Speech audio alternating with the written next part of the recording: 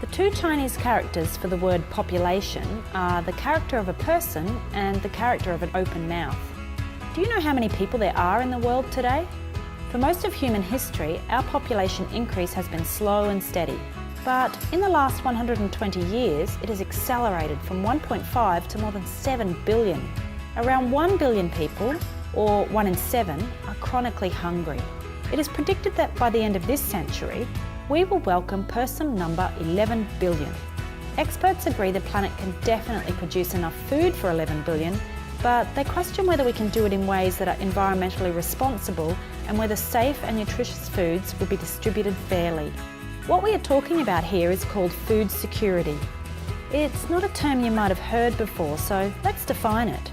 According to the United Nations, food security exists when all people at all times have physical and economic access to sufficient, safe and nutritious food to meet their dietary needs and food preferences for an active and healthy life.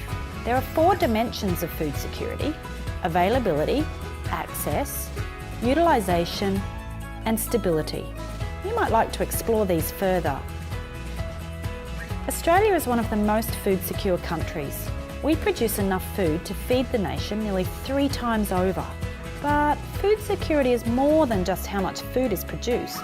For a country to be food secure, there needs to be a consistent supply of healthy food and it needs to be accessible to all. We already have enough healthy food to feed the world, but the problem is that it isn't distributed equally.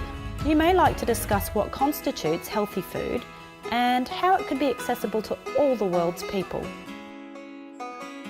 One potential piece of the puzzle is the re-emergence of local food systems in which food is grown, processed, packaged and consumed in the same community. There are lots of great examples of this, including Western Farms in Brighton, Tasmania, where food is produced for farmers' markets and restaurants, including their own cafe in Hobart. You might like to consider the economic, health and environmental benefits of local food systems. So, now you've started to think about food security, perhaps the 2 Chinese characters that make up the word population, that is a person and an open mouth, make more sense to you. Ultimately, we must balance people and resources. This is a challenge for agribusiness and consumers alike, but one I think we're up for.